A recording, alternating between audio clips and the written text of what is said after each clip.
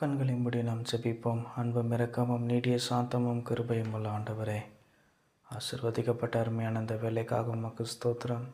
நீர் எங்களோடு கூட பேசும், உம்முடைய வார்த்தைகளை எங்களுக்கு தெரியப்படுத்தும். மீதியான காரியங்களை உம்முடைய கருத்தில் ஒப்பு கொடுக்கிறோம். ரட்சிக்கிற மீட்பெருமாய் இருக்கிற இயேசு கிறிஸ்துவின் மூலமே ஜெபிக்கிறோம் எங்கள் ஜீவனுள்ள நல்ல பிதாவே, ஆமென். லூக்கா எழுதின சுவிசேஷ புஸ்தகம் 19வது அதிகாரம் 10வது வசனம். இழந்து போனதை தேடவும் ரட்சிக்கவுமே மனுஷகுமாரன் வந்திருக்கிறார். அதே லூக்கா 15வது அதிகாரம். அதை வைத்து கொள்ளுங்கள். இதை வைத்து தான் நாம் இன்றைக்கு தியானிக்க போகிறோம். ஏனென்றால் ஆண்டவராகிய இயேசு கிறிஸ்து இந்த பூமிக்கு வந்ததற்கான நோக்கத்தை அவர் அங்கே வெளிப்படுத்துகிறார். இழந்து போனதை தேடவும் ரட்சிக்கவுமே மனுஷகுமாரன் வந்திருக்கிறார்.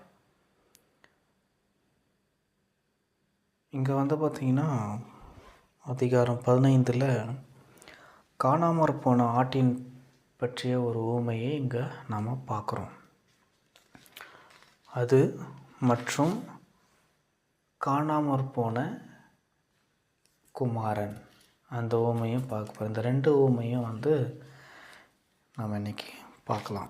இந்த காணாமற் போன ஆட்டை குறித்து தான் இந்த ஊமையை பார்ப்பதற்கு முன்பதாக இந்த கெட்ட குமாரனுடைய அந்த ஊமையை பார்த்துவிட்டு வருவோம். சரி. பின்னும் அவர் சொன்னது, ஒரு மனுஷனுக்கு 2 குமாரர் இருந்தார்கள். 15வது அதிகாரம் 11 நான் வாசிக்கிறேன். அவர்களில் இளையவன் தகப்பனை நோக்கி, தகப்பனே, ஆஸ்தியில் எனக்கு வரும் பங்கை எனக்கு தர வேண்டும் என்றான். அந்தபடி அவன் அவர்களுக்கு தன் ஆஸ்தியை பங்கிட்டு கொடுத்தான். சில நாளைக்கு பின்பு இளைய மகன் எல்லாவற்றையும் சேர்த்து கொண்டு தூர தேசத்துக்கு புறப்பட்டு போய் அங்கே துன்மார்க்கமாய் ஜீவனம் பண்ணி தன் ஆஸ்தியை அழித்து போட்டான். எல்லாவற்றையும் அவன் செலவழிந்த பின்பு அந்த தேசத்திலே கொடிய பஞ்சம் உண்டாயிற்று. அப்பொழுது அவன் குறைவுபடத் தொடங்கி அந்த தேசத்து குடிகளில் ஒருவனிடத்தில் போய் ஒட்டி கொண்டான். அந்த குடியானவன் அவனை தன் வயல்களில் பன்றிகளை மேய்க்கும்படி அனுப்பினான். அப்பொழுது பன்றிகள் தின்கிற தவிட்டினாலே தன் வயிற்றை நிரப்ப ஆசையாயிருந்தான். ஒருவனும் அதை அவனுக்கு கொடுக்கவில்லை. அவனுக்கு புத்தி தெளிந்தபோது அவன், என் தகப்பனுடைய கூலிக்காரர் எத்தனையோ பேருக்கு பூர்த்தியான சாப்பாடு இருக்கிறது, நானோ பசியினால் சாகிறேன். நான் எழுந்து என் தகப்பனிடத்திற்கு போய், தகப்பனே, பரத்துக்கு விரோதமாகவும் உமக்கு விரோதமாகவும் பாவம் செய்தேன். இனிமேல் உம்முடைய குமாரன் என்று சொல்லப்படுவதற்கு நான் பாத்திரன் அல்ல. உம்முடைய கூலிக்காரரில் ஒருவனாக என்னை வைத்து கொள்ளும் என்பேன் என்று சொல்லி எழுந்து புறப்பட்டு தன் தகப்பனிடத்தில் வந்தான். அவன் தூரத்தில் வரும்போதே அவனுடைய தகப்பன் அவனை கண்டு மனதுருகி ஓடி அவன் கழுத்தை கட்டி கொண்டு அவனை முத்தம் செய்தான். குமாரன் தகப்பனை நோக்கி, தகப்பனே, பரத்துக்கு விரோதமாகவும் உமக்கு விரோதமாகவும் பாவம் செய்தேன். இனிமேல் உம்முடைய குமாரன் என்று சொல்லப்படுவதற்கு நான் பாத்திரன் அல்ல என்று சொன்னான். அப்பொழுது தகப்பன் தன் ஊழியக்காரரை நோக்கி, நீங்கள் உயர்ந்த வஸ்திரத்தை கொண்டு வந்து இவனுக்கு உடுத்தி இவன் கைக்கு மோதிரத்தையும் கால்களுக்கு பாதரட்சையும் போடுங்கள். கொழுத்த கன்றை கொண்டு வந்து அடியுங்கள். நாம் புசித்து சந்தோஷமாயிருப்போம். என் குமாரனாகியவன் மரித்தான், திரும்பவும் உயிர்த்தான், காணாமற் போனான், திரும்பவும் காணப்பட்டான் என்றான். அப்படியே அவர்கள் சந்தோஷப்பட தொடங்கினார்கள். இந்த ஊமை பார்த்திங்கன்னா ஆண்டவராகிய இயேசு கிறிஸ்து கெட்டுப்போன குமாரனுக்காக மட்டும் சொல்லாமல் எல்லாருக்காகவும் இதை சொன்னார். இங்கே ஒரு தகப்பனுக்கு பார்த்திங்கன்னா 2 குமார்கள் இருக்கிறார்கள். அவர்களுக்கு மூத்தவன் இளையவன். மூத்தவன் தகப்பனுக்கு எல்லா காரியத்திலையும் அவன் கீழ்ப்படிந்து ஒழுங்கமாக நடந்துகிட்ருக்கிறான். ஆனால் இந்த இளையவனும் என்ன பண்ணுறான் அப்படின்னா, தன் தகப்பனிடத்தில் இருக்கிற அந்த ஆஸ்தியை என்ன பண்ணுறான், தனக்கு சொந்தமான அந்த ஆஸ்தியை அவன் வாங்கி கொண்டு என்ன பண்ணிடுறான், தூர தேசத்துக்கு அவன் போய்விட்டான். அங்கே போயிட்டு என்ன பண்ணுறான், அவனால் எந்த அளவுக்கு துன்மார்க்கமாக ஜீவனம் பண்ண முடியுமோ அந்த அளவுக்கு அவன் என்ன பண்ணுறான், துன்மார்க்கமாக ஜீவனம் பண்ணி தன் ஆஸ்தியை எல்லாவற்றையும் என்ன பண்ணுறான், அழித்து போட்டுடுறான். அழித்து போட்டு எல்லாவற்றையும் செலவழிந்த பின்பு அந்த தேசத்திலே கொடிய பஞ்சம் உண்டாயிற்று. அப்பொழுது அவன் குறைவுபடத் தொடங்கி அந்த தேசத்து குடிகளில் ஒரு இடத்துல போய் ஒட்டி கொண்டான். அந்த குடியானவன் அவனை தன் வயல்களில் பன்றிகளை மேய்க்கும்படி அனுப்பினான். காரியம் புரிகிறதா? தகப்பன் வீட்டிலே நாம் இருக்கும் வரைக்கும் நாம் ஒன்றிலும் குறைவுள்ளவர்கள் அல்ல. நாம் தகப்பன் வீட்டை விட்டு நம்ம வெளியேறிவிட்டோம் என்றால் நாம் நம்மிலே குறைவுபட துவங்குகிறோம். நமக்கு சொந்தமான இடத்திலிருந்து நாம் வெளியே வந்துவிட்டால் நாம் அங்கே குறைவுபட துவங்குகிறோம். பாதுகாப்பாக இருந்த அந்த அரணை விட்டு இந்த கெட்ட குமாரன் என்ன பண்ணிடுறான்? வெளியே வந்து விடுகிறான். யோபு கூட பாருங்க, அவன் உத்தமனும் சன்மார்க்கனும் தேவனுக்கு பயந்து பொல்லாப்புக்கு விலகுறவனுமாய் இருந்தான். அப்படிப்பட்ட அவனுடைய வாழ்க்கையில் பாவம் செய்திருக்க வாய்ப்பே கிடையாது. ஆனால் என்ன பண்ணிடுறான்? பயத்தினால தேவன் அவனிடத்தில் போடப்பட்டிருந்த அந்த வேலியை அவனே எடுத்து போடுகிறான். அதே போல தான் நம்முடைய வாழ்க்கையில் கூட நம்மை சுற்றி அடைத்து வைத்திருக்கிற வேலிகளை நாமே பிடிந்து எறிகிறோம். அதன் மூலமாக சத்துரு வந்து நம்மை ஆள நேரிடுகிறது. நம்மை அவன் கொள்ளையிடுகிறான், நம்மை அமிழ்த்துகிறான். திரும்பவும் நாம் எழுந்திருக்கக்கூடாதபடி, மறுபடியும் நாம் தலை தூக்காதபடிக்கு என்ன பண்ணுறான்? அவன் நம்மை குட்டுகிறான். நமக்கு அவன் அப்படியே ஷோ பண்ணுறான் பாருங்க. என்ன செய்கிறான்? நீ உன் தகப்பன் வீட்டில் இருக்காத, போ வெளியே போய் பாரு, எவ்வளோ ஜாலியாக, எவ்வளோ நல்லா, எவ்வளோ ஆரோக்கியமாக, மனம் போன போக்கில் இப்படியெல்லாம் வாழ்ந்துட்டுருக்குறாங்க பாரு அப்படின்னு காட்டிட்டு அந்த ஒரு ஆசையை காட்டுறான் பாருங்க. அதே போல் தான் ஆதியாகமத்தில் 2வது அதிகாரத்தில் பார்த்தோம் அப்படின்னா தேவன் சொல்கிறாரு, அந்த விருட்சத்தின் கனியை புசிக்காதன்னு சொல்கிறாரு. புசிக்கிற நாளிலே நீ சாகவே சாவாயின்னு சொல்கிறாரு. ஆனால் இவன் என்ன பண்ணுறான்? ஆக்சுவலாக இவனுக்கு என்ன வேலை கொடுக்கப்பட்டது? அந்த தோட்டத்தை பண்படுத்தவும் காக்கவும் தேவன் அவனை வைத்தார். அவனை என்ன பண்ணிடுறான் அப்படின்னா அதை பண்படுத்தவும் காக்கவும் மறந்துடுறான். அதனால் என்ன பண்ணிடுறான்? பிசாசு உள்ளே வந்துடுறான். உள்ளே வந்தது இல்லாமல் மாத்திரம் என்ன ஆயிட்டுது? அவர்களுக்குள்ளே வந்து பார்த்திங்கன்னா வஞ்சனையையும் பொறாமையும் பெருமையின் ஆவியும் அவர்களுக்குள்ளே என்ன பண்ணிடுறான்? உட்புகுத்தி விடுகிறான். இதனால் என்ன பண்ணிடுறாங்க? அவங்க அதற்கு இணங்கி என்ன பண்ணிடுறாங்கன்னா அந்த பழத்தை தேவன் புசிக்க வேண்டாம் என்று விளக்கின அந்த கனியை புசித்து தேவனுக்கு விரோதமாக அவர்கள் பாவம் செய்து தன்னை உருவாக்கியவரை நிராகரித்து என்ன பண்ணிடுறான்? பிசாசை அங்கீகரித்து கொள்ளுகிறான்.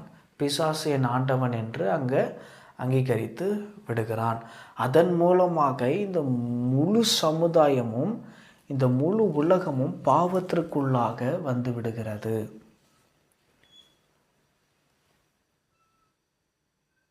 தேவன் அனைத்து ஆசீர்வாதங்களையும் தேவன் வைத்திருக்கிறார். இந்த உலகத்தில் வந்து பார்த்திங்கன்னா தேவன் நமக்கு வந்து எதையுமே வந்து பார்த்திங்கன்னா இது வேண்டாம் அப்படின்ட்டு எதையுமே நமக்கு விளக்குனது கிடையாது.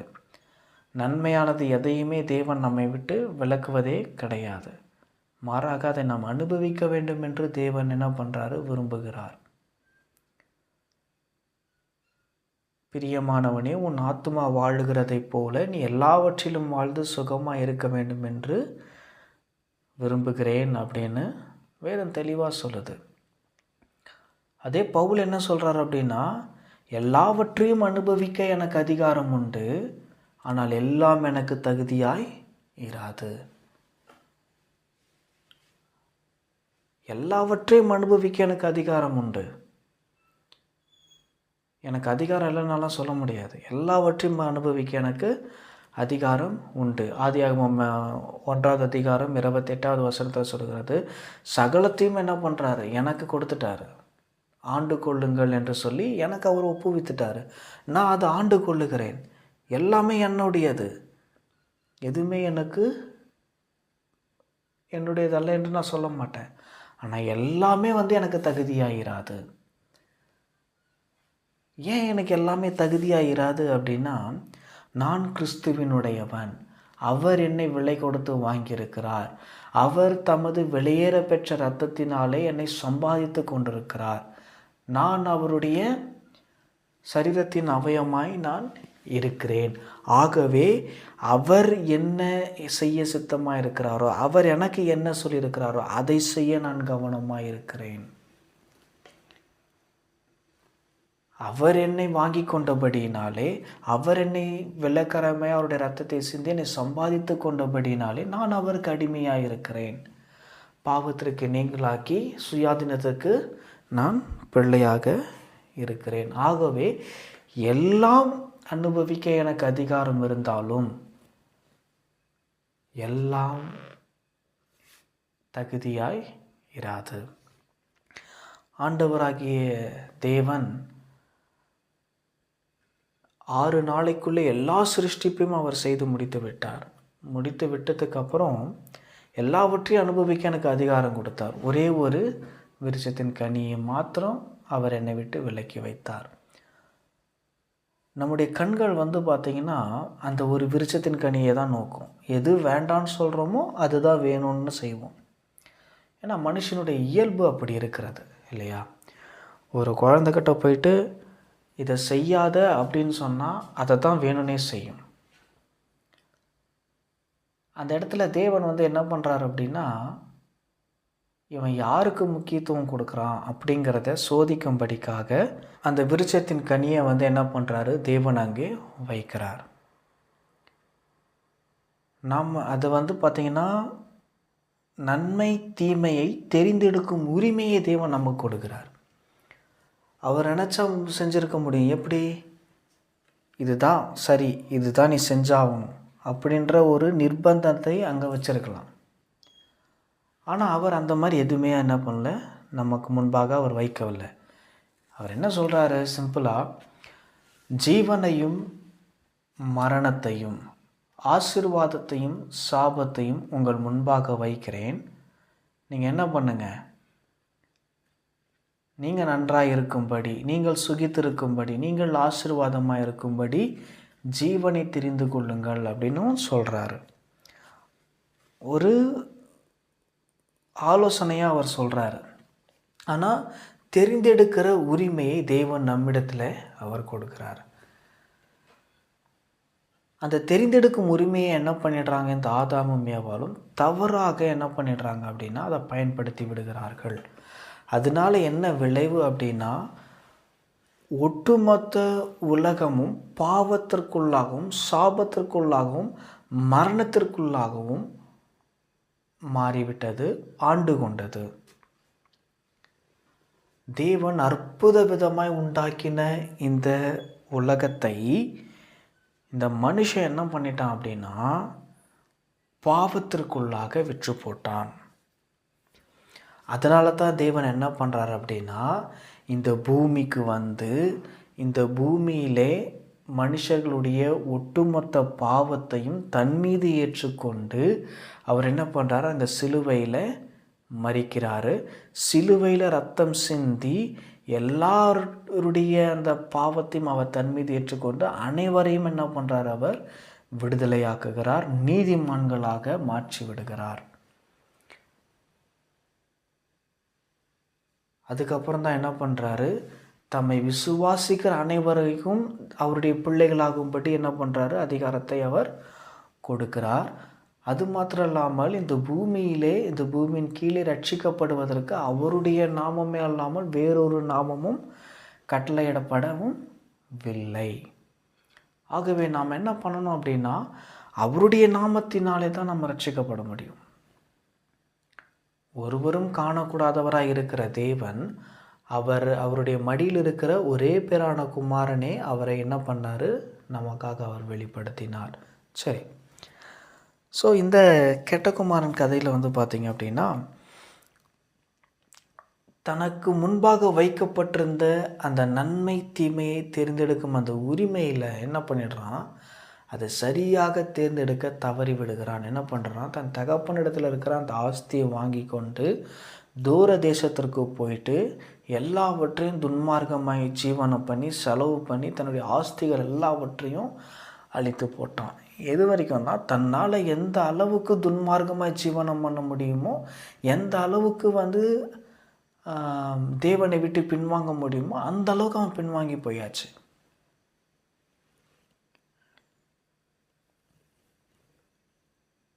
அவனுக்கு உண்டானது எல்லாமே செலவாயிட்டுச்சு. இன்றைக்கி அநேக கிறிஸ்தவர்களும் அப்படி தான் ரட்சிக்கப்பட்டாங்க, ஆண்டவராக இயேசு கிறிஸ்துவே தேவன் என்று அறிக்கை செய்து விசுவாசித்து ரட்சிக்கப்பட்டாங்க.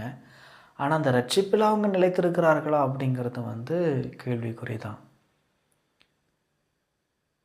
இன்றைக்கு அப்படிப்பட்டவர்களுக்கு இந்த வார்த்தை அவர்களுக்கு நேராக வருகிறது. அவரை நீங்கள் ஏற்றுக்கொண்டிருக்கலாம், அவரை ஏற்றுக்கொண்டு துன்மார்க்கமாக ஜீவனம் பண்ணி தவறு செய்திருக்கலாம். இந்த வார்த்தை வரும்போது விழித்து கொள்ளாவிட்டால் அவர்களுக்கு ஐயோ. இவன் பாருங்க, அவன் குறைவுபட தொடங்குறான். குறைவுபட தொடங்கி அந்த தேசத்து குடிகளில் ஒரு இடத்துல போய் என்ன பண்ணுறான், ஒட்டி கொள்ளுகிறான். அவன் தகப்பன் ஐஸ்வர்ய சம்பன்னர்.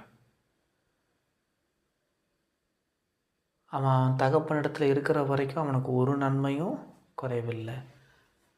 ஆனால் இவன் தன் தகப்பனுடைய வீட்டை விட்டு வெளியே வந்ததுனால ரொம்ப குறைவுபட தொடங்குறான். அது மாத்திரம் இல்லாமல் பன்றிகள் சாப்பிடுகிற அந்த தவிடு கூட அவன் கிடைக்காம ரொம்ப கஷ்டப்படுகிறான். நினச்சி பார்க்குறான், நான் என் தகப்பனுடைய வீட்டில் நான் எப்படி வாழ்ந்தேன், எப்படி நான் சாப்பிட்டேன், எப்படி நான் ட்ரெஸ் பண்ணேன், எனக்கு அங்கே என்ன மரியாதை கொடுக்கப்பட்டிருக்கிறது, அதெல்லாம் நினைவு கூர்றான் பாருங்கள்.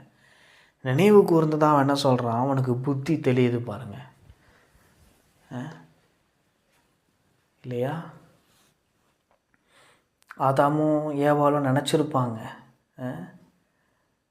இந்த விருட்சத்தினுடைய கனியை புசித்து பாவத்திற்குள்ளாக நியாயத்திருப்பு ஆனதுக்கப்புறம் தேவன் அவர்களை தோட்டத்தை விட்டு வெளியே அனுப்பினதுக்கப்புறம் அவங்க கஷ்டப்பட்டு வேர்வை சிந்தி வேலை செய்யும் போதெல்லாம் நினச்சிருப்பாங்க, தெரியாமல் நான் இதை தப்பு பண்ணிட்டேனே, இவ்வளோ கஷ்டப்படுவேன் தெரிஞ்சிருந்தா நான் இந்த விருட்சத்தின் கனியை தொட்டிருக்க மாட்டேனேன்னு சொல்லிட்டு ரொம்ப வருத்தப்பட்டிருப்பாங்க. நல்லா யூகிக்க முடியுது இல்லையா? நாம் கூட பார்த்திங்கன்னா ஒரு தவறை நம்ம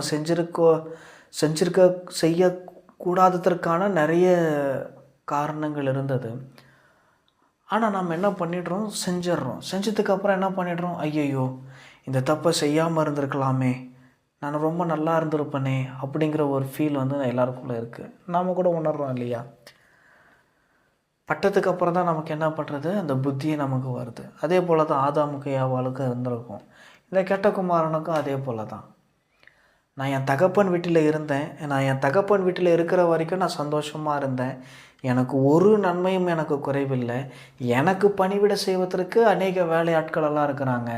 ஆனால் இன்றைக்கோ நான் துன்மார்க்கமாக ஜீவனம் பண்ணி ஆஸ்திகளெல்லாம் என்னை விட்டு போய் பன்றிகள் சாப்பிடக்கூடிய அந்த தவிடு கூட கிடைக்காம நான் இவ்வளோ அவஸ்தைப்படுறேனே அப்படின்னு சொல்லிட்டு அப்போது உணர்றான் இல்லையா? நாமும் பார்த்திங்கன்னா பாவம் செய்யும் போதெல்லாம் நம்ம உணர்கிறோம் இல்லையா? தவறு செய்யும் போதெல்லாம் நம்ம உணர்கிறோம், இந்த தப்பை நான் செஞ்சிட்டேனே அப்படின்னு சொல்லிட்டு நம்ம உணர்கிறோம். தேவனுடைய கடிந்து கொள்ளுதல், அவருடைய ஆக்கினை நமக்குள்ளே வரும்போது, அதை அனுபவிக்கும் போது நாம் உணர்கிறோம். ஏவாள் கண்டிப்பாக உணர்ந்திருப்பா, நான் அந்த சர்பத்தினுடைய பேச்சை நான் கேட்காம இருந்து என் செவியை அதற்கு விலக்கி அந்த கனியை புசிக்காமல் நான் இருந்திருந்தேன்னா இன்றைக்கி இவ்வளோ கஷ்டமே இல்லை, இவ்வளோ பாடே இல்லை அப்படிங்கிறத நினச்சிருப்பா இல்லையா? ஸோ பட்ட பிறகு தான் நமக்கு என்ன ஆகுது, புத்தி வருது.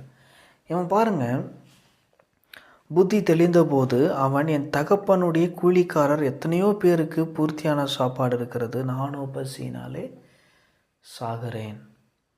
என் வீட்டில் நிறைய கூலிக்காரங்க வந்து வேலை செய்கிறாங்க, அவங்களுக்கெல்லாம் நிறைவான சாப்பாடு இருக்குது, ஆனால் நான் சாப்பாடே இல்லாமல் தவிக்கிறேன் அப்படின்றான். நான் எழுந்து என் தகப்பனிடத்திற்கு போய், தகப்பனே, பரத்துக்கு விரோதமாகவும் உமக்கு விரோதமாகவும் பாவம் செய்தேன். இனி உம்முடைய குமாரன் என்று சொல்லப்படுவதற்கு நான் பாத்திரன் அல்ல. உம்முடைய கூலிக்காரரில் ஒருவனாக என்னை வைத்து கொள்ளும் என்பேன் என்று சொல்லி எழுந்து புறப்பட்டு தன் தகப்பனிடத்துக்கு வந்தான். இவன் பாருங்க, துன்மார்க்கமாக ஜீவனம் பண்ணினான். ஆஸ்தியெல்லாம் வந்து பார்த்திங்கன்னா எந்த அளவுக்கு துன்மார்க்கமாக செலவு பண்ண முடியுமோ அந்த அளவுக்கு துன்மார்க்கமாக செலவு பண்ணிட்டான். குறைவாயிடுச்சு. அவனுக்குள்ளது எல்லாமே விற்று தீர்ந்து விட்டது. அதுக்கப்புறம் என்ன பண்ணுறான்? தேசத்தில் கொடிய பஞ்சம் உண்டான உடனே அவனுக்கு வந்து பார்த்திங்கன்னா ஒரு நல்ல ஆகாரம் கிடைக்கட்டும்ட்டு போயிட்டு ஒரு இடத்துல வேலை செய்கிறான். அந்த வேலையில் பார்த்திங்கன்னா பன்றிகள் சாப்பிடக்கூடிய தவிடு கூட கிடைக்காம ரொம்ப அவதிப்படுறான். அதுக்கப்புறம் தன்னுடைய தகப்பனுடைய வீட்டை நினைவு கூறுகிறான். நினைவு கூர்ந்த அப்புறம் என்ன பண்ணுறான்? நான் பரத்துக்கும் உமக்கும் விரோதமாக பாவம் செய்தேன். இனிமேல் உம்முடைய குமாரன் என்று சொல்லப்படுவதற்கு நான் பாத்திரன் அல்ல. உம்முடைய கூலிக்காரில் ஒருவனாக என்னை வைத்து கொள்ளும் என்று சொல்லி எழுந்து புறப்பட்டு தன் தகப்பனிடத்திலே வந்தான். இன்றைக்கு எத்தனை பேர் நாம் இப்படி இருக்கிறோம்? கொஞ்சம் நம்மை நாமே நிதானித்து அறிவோமா? பாவம் செஞ்சிட்டோம், அந்த பாவத்திலே நாம் கிடக்கிறோமா? இல்லை, நான் பாவம் செஞ்சிட்டேன், தேவன் என்னை மன்னிக்க வல்லவராக இருக்கிறார், அவர் கிருபை பெருத்தவர், தயவுள்ளவர், அவர் இரக்கம் உள்ளவர், 1000 தலைமுறைக்கும் அவர் இரக்கத்தை காக்கிற உண்மை உள்ள தேவன் என்று சொல்லி அவருடைய பாதத்தில் நாம் சரணடைகிறோமா? நம்மை நாமே தான் இந்த கொஷினை நம்ம கேட்டுக்கணும். நீதிமொழிகளில் வேதம் அழகாக சொல்லுகிறது, பாவத்தை மறைக்கிறவன் வாழ்வடைய மாட்டான், அவைகளை அறிக்கை செய்து விட்டு விடுகிறவனோ இரக்கம் பெறுவான். நீங்கள் பாருங்கள், இவன் தன்னுடைய தவறை உணர்ந்துட்டான், தன்னுடைய பாவம் என்னன்றதை அவன் உணர்ந்துட்டான். உணர்ந்துட்டு என்ன பண்ணுறான்? நான் பரத்துக்கும் உமக்கு விரோதமாக தன்னுடைய தகப்பனிடத்தில் போயிட்டு என்ன கன்ஃபஸ் பண்ணுறான்னு இங்கேயே அவன் சொல்லிக்கிறான் பாருங்க. சொல்லி முடிச்சதுக்கப்புறம் எழுந்து என்ன பண்ணுறான்? தன் தகப்பன் இடத்துக்கு போக புறப்படுறான். நாமளும் என்ன பண்ணணும்? பாவம் செஞ்சிட்டோம், அதுக்கான பரிகாரத்தை கர்த்தர் பார்த்து கொள்வார் என்று சொல்லிட்டு என்ன பண்ணணும்? நாம் அந்த பாவத்தை கர்த்தருக்கு முன்பாக அறிக்கையிட்டு இனிமேல் அதை செய்யாமல், கர்த்தாவே என் பாவத்தை மன்னியும், என் அக்கிரமத்தை மன்னியும், என் மீறுதல்களை மன்னியும், என் பாவத்தை உமது முதுகுக்கு பின்னாக எரிந்து போடும், கிழக்குக்கும் மேற்குக்கும் எவ்வளவு தூரமோ அவ்வளவு தூரமாக என்னுடைய பாவங்களை என்னை விட்டு அகற்றும், வானத்துக்கும் பூமிக்கும் எவ்வளவு உயரமாக இருக்கிறதோ அவ்வளவு உயரமாய் தேவனுடைய கிருபை என் மேலே இருக்கட்டும், உம்முடைய தயவு என் மேலே இருக்கட்டும், உம்முடைய இரக்கம் என் மேலே இருக்கட்டும் என்று சொல்லி நம்ம எத்தனை பேர் கர்த்தரிடத்தில் திரும்பவும் வரோம்? சிந்தித்து பார்க்கணும். ஏன்னா இப்போது இந்த உலக காலகட்டத்தெல்லாம் நம்ம கொஞ்சம் நிதானித்து பார்க்குறோம் அப்படின்னா, ஆண்டவராகிய இயேசு கிறிஸ்து சொன்ன அந்த வசனம் தான் நமக்கு ஞாபகம் வருது. நோவா காலத்தில் எப்படி ஜனங்கள் வெள்ளம் வந்து, மழை வந்து, வெள்ளம் வந்து வாரி போகும் மட்டும் உணர்வில்லாத ஜனங்களாக இருந்தார்களோ, அப்படியே மனுஷகுமாரன் வரும் காலத்திலும் நடக்கும் என்று அவர் சொல்லியிருக்கிறார். இன்றைக்கு நிறைய சோஷியல் மீடியாலெலாம் பாருங்கள், ஓரின சேர்க்கை பாவங்கள் பெருகிவிட்டது, தாய் தகப்பனுக்கு கீழ்ப்படியாத தன்மை பெருகிவிட்டது, அநேக பாவங்கள் தலைவிரித்தாடுகிறது. நோவா காலத்தில் எப்படி நடந்ததோ அதை விட கொடுமையாங்க நடந்து கொண்டிருக்கிறது. அப்போ நாம் எந்த இடத்துல இருக்கிறோம்? நம்ம கர்த்தருக்கு பிரியமான வழிகளை நாம் நடந்து கொண்டிருக்கிறோமா?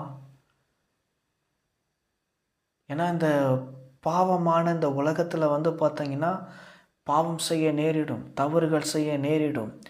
அது செய்த பிற்பாடு நாம் நம்முடைய நிலை என்ன? மறுபடியும் நம் தேவனிடத்தில் வந்து சரணடைகிறோமா? இல்லை ஆதாம் ஏவாளை போல அந்த தவறை நானே சரி செய்து கொள்ளுகிறேன் என்று அத்திலைகளை தைத்து கொண்டிருக்கிறோமா? நம்மை நாமே நிதானித்து பார்க்க கடவோம். இந்த கெட்ட குமாரன் பாருங்கள், எழுந்து புறப்பட்டு தன் தகப்பனிடத்தில் வந்தான். தகப்பனிடத்தில் வந்தபோது அவன் தூரத்துலேருந்து வரும்போதே தகப்பன் என்ன பண்ணுறாரு? அவன் வீட்டுக்கு வர்றதுக்கு முன்னாடி என்ன பண்ணிடுறாரு, இவர் வந்து என்ன பண்ணுறாரு, அவனை தேடி போகிறாரு. ஆமென். அப்படித்தான் நாம் தப்பு செஞ்சிட்டோம், உணர்ந்துட்டோம், மனம் திரும்பி நம்ம அவரிடத்துல போகும்போது நாம் ஒரு அடி எடுத்து வைத்து அவர் 10 அடி நமக்காக எடுத்து வைப்பார். இந்த உணர்வு எல்லாருக்குள்ளே இருக்க வேண்டும். பாருங்கள், இவன் என் பிள்ளை தன்னுடைய ஆஸ்திகளெல்லாம் செலவழிந்து தூரத்தில் போயிட்டு பார்க்குறான். பாருங்கள், கண்ணுங்களில் ஏறெடுத்து பார்க்கும்போது என் பிள்ளை வரான் அப்படின்னு சொல்லிட்டு என்ன பண்ணுறான், தகப்பன் ஓடி போகிறான் தன்னுடைய பிள்ளையை அணைத்து கொள்ளுவதற்கு. அவனை கண்டு மனதுருகி ஓடி அவன் கழுத்தை கட்டி கொண்டு அவனை முத்தம் செய்தான். கெட்டு போனவன் இப்போ மனம் திரும்பி வந்திருக்கிறான். நான் அவனை எப்படி நான் கைவிடுவேன், இஸ்ரவேலே நான் உன்னை எப்படி நான் கைவிடுவேன், நான் எப்படி நான் உன்னை மறப்பேன். இஸ்ரவேல் ஜனங்கள் வனாந்தரத்தில் முரட்டாட்டம் பண்ணினாங்க, முறுமுறுத்தாங்க, கர்த்தருக்கு விரோதமாக கலகம் பண்ணினாங்க, எல்லாம் செஞ்சாங்க. ஆனாலும் ஒரு தகப்பன் தன் பிள்ளையை சுமந்து கொண்டு போவதை போல கர்த்தர் அவர்களை சுமந்து கொண்டு வந்தார். பகலிலே மேகத்தினாலும் இரவில் அக்னி ஸ்தம்பத்தினாலும் என்ன பண்ணுறாரு, இஸ்ரவேல் ஜனங்களை வழி நடத்தி கொண்டு வராரு. யாத்ராம புஸ்தகத்திலலாம் பாருங்கள், இஸ்ரவேல் ஜனங்களை வந்து ஒரு தகப்பன் தன் பிள்ளைக்கு என்னென்ன செய்கிறானோ அதெல்லாம் செய்கிறாரு. பாருங்கள், எகிப்திலேருந்து கர்த்தர் அவர்களை கூட்டி கொண்டு வராரு. பார்வோனுடைய அந்த பராக்கிரம கைகளிலிருந்து விடுவித்து கர்த்தர் எகிப்திலேருந்து இஸ்ரவேல் ஜனங்களை கூட்டி கொண்டு வராங்க. வந்த உடனே ஆண்டவரே எங்களுக்கு கறி கொடுன்னு சொல்லிட்டு கறி மேலே ஆசை வந்துருச்சு, அற்ப ஆசை. ஆனாலும் என்ன பண்ணுறாரு கர்த்தர், காடைகளை வரவழைத்து அவர்களுக்கு போஷித்தார். ஆமென். அவர் மனதுருக்கம் உள்ளவர், அவர் அன்புள்ளவர், அவர் நீடிய சாந்தம் உள்ளவர். தம்முடைய பிள்ளைகளுக்காக எல்லாவற்றையும் செய்ய அவர் வல்லமை உள்ளவராய் இருக்கிறார். ஆமென். இங்கே பாருங்கள், ஓடி வரான், தன் பிள்ளையை கட்டி அணைத்து கொள்ளும்படி ஓடி வரான். நம்முடைய பரமபிதாவும் அப்படி தான். நாம் பாவம் செஞ்சிட்டோம், குற்றம் செஞ்சிட்டோம், மீறுதல் செஞ்சிட்டோம், மனம் வருந்தி தகப்பன் இடத்துல போகும்போது அவரும் அதே தான் ட்ரீட் பண்ணுறாரு நம்மளை. பாவம் செஞ்சிட்டான், விழுந்து போயிட்டான், திரும்பவும் வந்திருக்கான், அவன் ஏன் பிள்ளை அப்படின்னு சொல்லிட்டு என்ன பண்ணுறாரு, அவர் நம்மை கட்டி அரவணைக்கிறார். அது மாத்திரம் இல்லாமல் குமாரன் சொல்கிறாப்பாங்க, தகப்பன் இன்னைக்கு, தகப்பனே பரத்துக்கு விரோதமாகவும் உமக்கு விரோதமாகவும் பாவம் செய்தேன், இனிமேல் உம்முடைய குமாரன் என்று சொல்லப்படுவதற்கு நான் பாத்திரன் அல்ல என்று சொன்னான். நல்லா கவனிக்கணும். குமாரன் சொல்கிறான், நான் தப்பு செஞ்சிட்டேன், உமக்கு விரோதமாகவும் பரத்துக்கு விரோதமாக நான் பாவம் செய்தேன், இனிமேல் உம்முடைய குமாரன் என்று சொல்லப்படுவதற்கு எனக்கு எந்த உரிமையும் இல்லை, எனக்கு எந்த தகுதியுமே இல்லை அப்படின்னு சொல்கிறான். அடுத்த வசனத்தை வாசிங்க. அப்பொழுது தகப்பன் தன் ஊழியக்காரரை நோக்கி, நீங்கள் உயர்ந்த வஸ்திரத்தை கொண்டு வந்து இவனுக்கு உடுத்தி இவன் கைக்கு மோதிரத்தையும் கால்களுக்கு பாதரட்சையும் போடுங்கள், கொளுத்த கன்றை கொண்டு அடியுங்கள், நாம் புசித்து சந்தோஷமாக இருப்போம். அவன் தகப்பன் வந்து இவன் சொல்கிறத கேட்கவே இல்லை.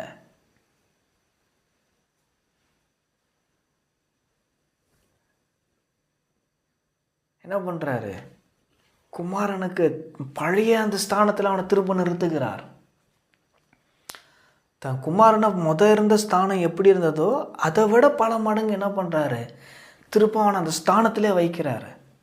தேவனும் அதே தான் செய்கிறாரு, ஆண்டவராக இயேசு கிறிஸ்துவும் அதே தான் செய்கிறாரு. நம்மை இழந்து போன அந்த ஸ்தானத்திலே மறுபடியும் நம்மை நிலைநிறுத்துவதற்காகவே ஆண்டவராக இயேசு கிறிஸ்து இந்த பூமிக்கு வந்தார். நம்மை மறுபடியும் அந்த ஸ்தானத்தில் கொண்டு போய் வைக்கும்படியாக, மறுபடியும் நம்மை ஆளுகிறவர்களாக வைக்கும்படியாக சகலத்தையும் நமக்கு கீழ்ப்படுத்தி இருக்கிறார். நம்ம பாவம் செய்து அவரை விட்டு விலகினோம். எல்லாரும் பாவம் செய்து தெய்வ மகிமையற்றவர்களாகினார்கள். எல்லாரும் விலகி போயிட்டாங்க.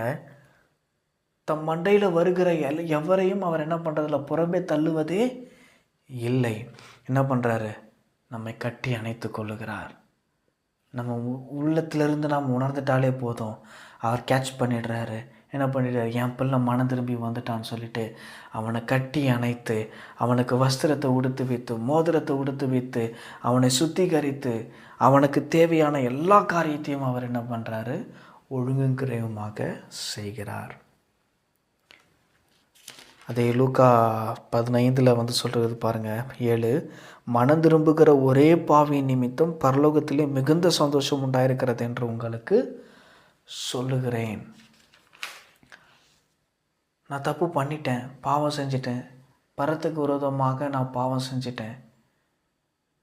இப்போ நான் மனம் திரும்பி கர்த்தரிடத்தில் வரும்போது பரலோகமே சந்தோஷமாக இருக்கும். ஆமென். மனம் திரும்புகிற ஒரு பாவியின் நிமித்தம் பரலோகம் மிகுந்த சந்தோஷம் உண்டாயிருக்கும் என்று உங்களுக்கு சொல்லுகிறேன். பாருங்க, காணாமற் போன ஆடுகளாகிய இஸ்ரவேல் வீட்டார் கேட்டத்தில் நான் அனுப்பப்பட்டேன் என்று ஆண்டவர் சொல்லுகிறார். அது மாத்திரம் இல்லாமல் 19வது அதிகாரத்தில் சகேயு வீட்டுக்கு ஆண்டவராகிய இயேசு கிறிஸ்து போகிறாரு. சகேயு வீட்டுக்குள்ளே போயிட்ட உடனே சகேயு சொல்கிறான் பாருங்க, சகேயு நின்று கர்த்தரை நோக்கி, ஆண்டவரே, என் ஆஸ்திகளில் பாதியை ஏழைகளுக்கு கொடுக்கிறேன். நான் ஒருவனிடத்தில் ஏதாகிலும் அநியாயமாய் வாங்கினது உண்டால் நான் நாளத்தனையாய் திரும்ப செலுத்துகிறேன் என்றான். ஆண்டவராகிய இயேசு கிறிஸ்து உள்ளே போயிட்டார் பாருங்க வீட்டுக்குள்ளே போன உடனே அவனுக்குள்ள ஒரு பெரிய மாற்றம் நடந்து விடுகிறது. என்ன சொல்கிறான், என் ஆஸ்தியை ஏழைகளுக்கு பாதியை நான் கொடுத்துட்றேன். யாருக்காச்சும் நான் அநியாயமாக வாங்கினது உண்டானால் நாளத்தனையாக நான் என்ன பண்ணுறேன், திருப்பி கொடுத்துட்றேன் அப்படின்னு சொன்னார். ஏசு அவனை நோக்கி சொல்கிறாரு, இன்றைக்கு இந்த வீட்டுக்கு ரட்சிப்பு வந்தது. ஆமென். இன்றைக்கு இந்த வீட்டுக்கு ரட்சிப்பு வந்தது. அதுக்கப்புறம் அவர் சொல்கிறார் பாருங்கள், இழந்து போனதை தேடவும் ரட்சிக்கவுமே மனுஷகுமாரன் வந்திருக்கிறார். 19:10 லூக்கா. இதுக்காக தான் ஆண்டவராகிய இயேசு கிறிஸ்து இந்த பூமிக்கு வந்தார். இழந்து போன அந்த ஸ்தானத்தில் மறுபடியும் அவனை நிறுத்துவதற்காகத்தான் ஆண்டவராகிய இயேசு கிறிஸ்து இந்த பூமிக்கு வந்தார். ஆதாம் ஏவாள் என்ன பண்ணா, தேவன் அவனை ஆண்டு கொள்ளுகிறவர்களாக வைத்தார். சகலத்தையும் அவனுடைய பாதங்களுக்கு தேவன் என்ன பண்ணார், கீழ்ப்படுத்தினார். சர்வத்தையும் அவனுடைய கைகளில் கொடுத்துட்டு எல்லாவற்றையும் ஆண்டு கொள்ளுங்கள் என்று சொல்லி தேவன் கொடுத்தார்.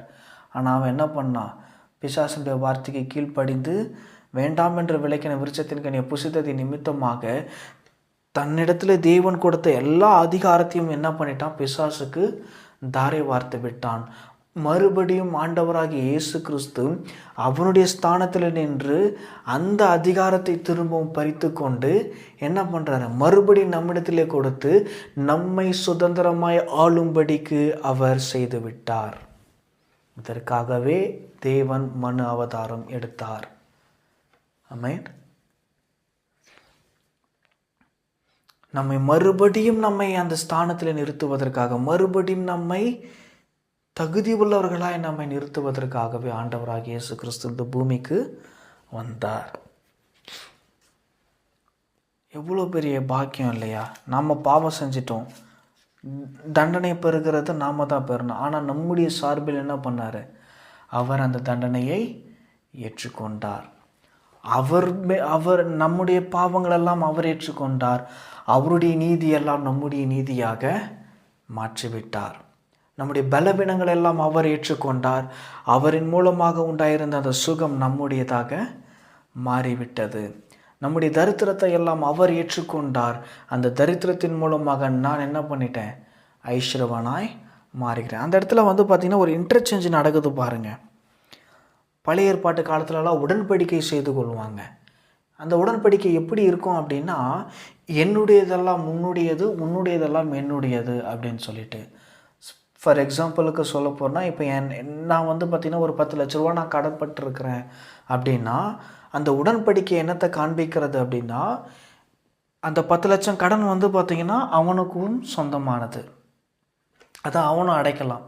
அதே போல் அவனுக்கும் பார்த்திங்கன்னா ஒரு 10 லட்சம் லாபம் வருதுன்னா அந்த லாபத்தில் எனக்கும் பங்கு இருக்குது இல்லையா?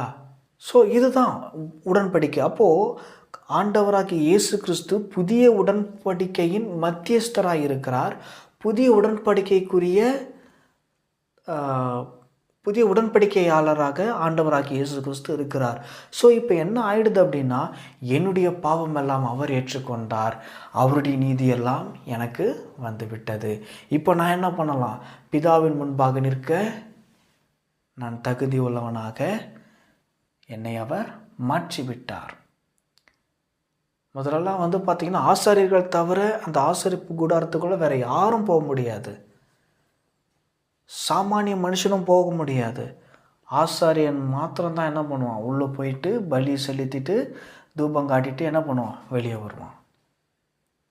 மற்றபடி யாருமே அந்த மகா பரிசுத்த ஸ்தலத்துக்குள்ளே பிரவேசிக்க முடியாது. ஆனால் ஆண்டவராகிய இயேசு கிறிஸ்து என்ன பண்ணார்? அந்த மகா திரைச்சீலை என்ன பண்ணார்? ரெண்டாக கிழித்து விட்டார். கிழித்து விட்டு எல்லாருமே பார்த்திங்கன்னா அவர் மூலமாக அந்த மகா பரிசுத்த ஸ்தலத்துக்குள்ளே செல்லும்படிக்கான அந்த வழிவாசலை அவர் திறந்து விட்டார்.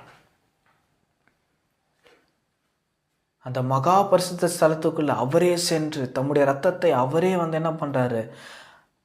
நமக்காக அந்த மகா பரிசுத்த ஸ்தலத்தில் அவர் செலுத்தி கொண்டிருக்கிறார். வாக்கு கடங்காத பெருமூச்சுகளோடு நமக்காக அவர் என்ன பண்ணுறார்? வேண்டுதல் செய்து கொண்டிருக்கிறார். நமக்காக எல்லாவற்றையும் அவர் நமக்காக தான் பண்ணார். இந்த உலகம் யாருக்காக உண்டாக்கப்பட்டது? சகலமும் அவருக்கென்றும் அவர் மூலமாயும் உண்டாயிற்று. அதனுடைய ஆசீர்வாதத்தை நாம் அனுபவிக்கிறோம். அவர் மூலமாக நாம் ஆசீர்வாதத்தை அனுபவித்து கொண்டிருக்கிறோம். நம்முடைய சார்பில் நின்று நமக்காக செயலாற்றுகிறவர் அவர். ஆமென். நம்ம எப்படிப்பட்ட குற்றம் குறைகள் மீறுதல்கள் நம்ம செய்திருந்தாலும் மறுபடியும் நாம் அவரிடத்தில் வரும்போது அவர் நம்மை ஏற்றுக்கொள்ளுகிறார். ஏற்றுக்கொள்ளுகிறது மாத்திரமல்லாமல் மறுபடியும் அந்த ஸ்தானத்தில் நம்ம வைத்து அழகு பார்க்கிறார். அவரோடு கூட நாம் என்ன பண்ணுறோம்? ஆளுகிறவர்களாய் இருப்போம். ஆண்டவராகிய இயேசு கிறிஸ்து திரும்ப இந்த பூமிக்கு வரப்போகிறாரு. அவர் வரும்போது ராஜாதி ராஜாவாக கர்த்தாதி கர்த்தாவாக இந்த பூமிக்கு அவர் வரப்போகிறார். அவர் பூமிக்கு வரும்போது நாம் அவரை எதிர்கொண்டு போகவும், முதலாவது மரித்தவர்கள் எழுந்திருப்பார்கள், பின்பு உயிரோடு கூட இருக்கிற நாமும் அவரோடு கூட போவோம். போயிட்டு என்ன பண்ணுவோம்? நித்தியமாய் அவரோடு கூட அரசாளுவோம், அவரோடு கூட ஆளுகை செய்வோம். ஆமென். நித்திய ஜீவனை நமக்காக அவர் கொடுத்திருக்கிறார். இந்த கெட்ட குமாரன் கதையிலிருந்து ஒன்று நம்ம நல்லா புரிஞ்சுக்கலாம். பாவத்தை மறைக்கிறவன் வாழ்வடைய மாட்டான், அவைகளை அறிக்கை செய்து விட்டு விடுகிறவனோ இரக்கம் பெறுவான் என்று வேதம் தெளிவாக நமக்கு சொல்லுகிறது. ஸோ நம்மை அனுதினமும் நம்ம என்ன பண்ணணும் அப்படின்னா, நம்மை நாம் சுத்திகரித்து கொள்ள வேண்டும். அனுதினமும் கர்த்தரிடத்தில் நம்ம ஒப்புரவாக்கி கொண்டே இருக்க வேண்டும். அவரிடத்தில் உள்ள அந்த ஐக்கியத்தில் பார்த்திங்கன்னா நம்ம சரியாக இருக்க வேண்டும். 1800களில் வாழ்ந்த ஒரு பிரபல போதகர் பார்த்திங்கன்னா தன்னுடைய தனிமையான நேரங்களில் பார்த்திங்கன்னா கர்த்தரோடு கூட அவர் என்ன பண்ணுவார்? நேரத்தை செலவிடுவாராம்.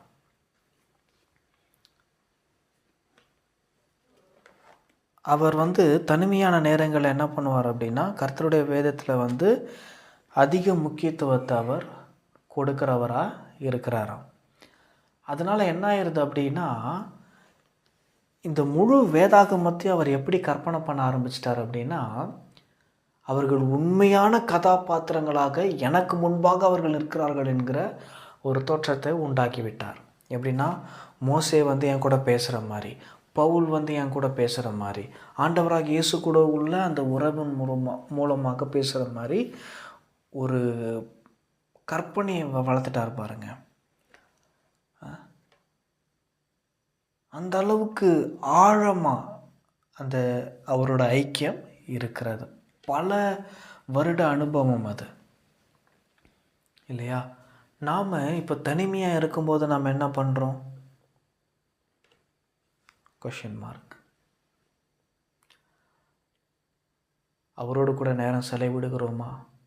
அவருடைய வேதத்தை நாம் வாசிக்கிறோமா? தியானிக்கிறோமா?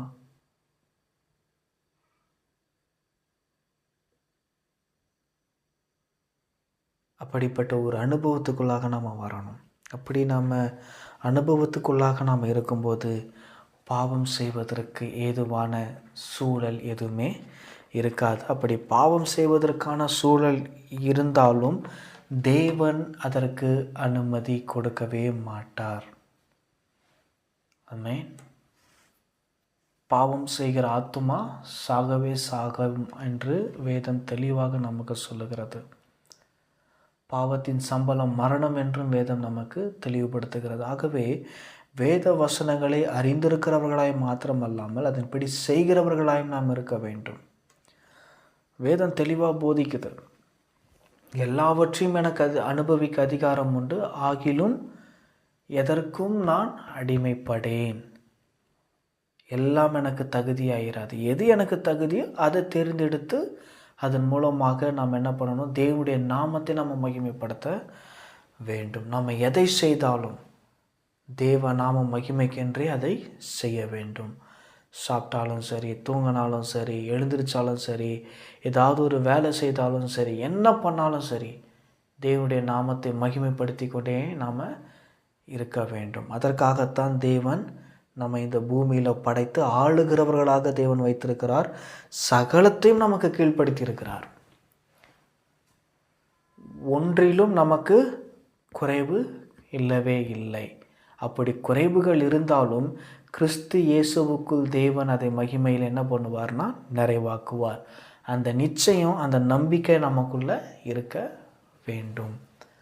ஆண்டவராக இயேசு கிறிஸ்து சும்மா இந்த பூமிக்கு வரல. அவர் வரும்போது ஆவிக்குரிய சகல ஆசீர்வாதத்தோடு தான் அவர் வந்திருக்கிறார். அதை நாம் எண்ணி பார்த்து நம்ம என்ன பண்ணணும்? அதை விசுவாசத்தோடு சுதந்திரித்து கொள்ள வேண்டும். சரி, கண்களை மூடி நாம் ஜெபிப்போம். அப்பா, நீர் எங்களுக்கு அளித்த இந்த நல்ல நேரத்துக்காக, உம்முடைய வார்த்தைக்காக நன்றி செலுத்துகிறோம் ராஜா. அப்பா, நீர் எங்களுக்கு உணர்த்தின உம்முடைய வசனங்களுக்காக நன்றி. பாவத்தை மறைக்கிறவன் வாழ்வடைய மாட்டான், அவைகளை அறிக்கை செய்து விட்டு விடுகிறவனோ இரக்கம் பெறுவான் என்று நீர் சொல்லியிருக்கிறீரே. எங்களுடைய பாவங்களை மன்னியும், எங்கள் குற்றம் குறைகளை மன்னியும், எங்களை பரிசுத்தப்படுத்தும், எங்களை தகுதி உள்ளவர்களாக மாற்றுங்கப்பா.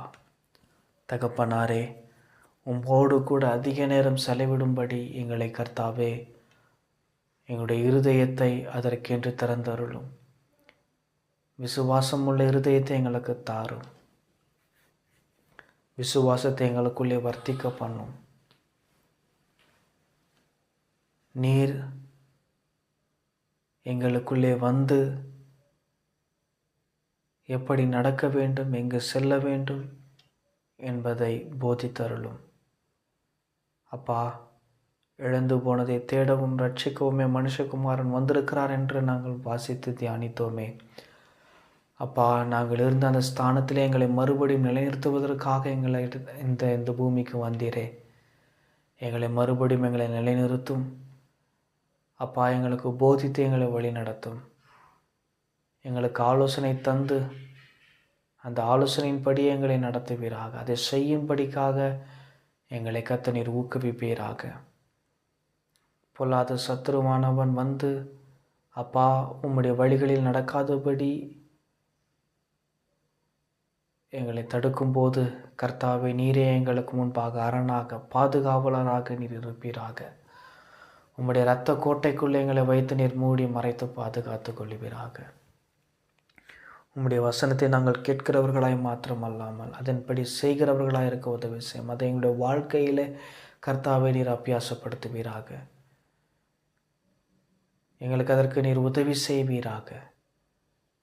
அப்பா, இந்த வசனங்கள் எங்களுக்குள்ளே 30, 60, 100 பலன் கொடுக்கட்டும் ராஜா. எல்லா காரியத்தையும் உம்முடைய கருத்தில் ஒப்பு கொடுக்கிறோம்.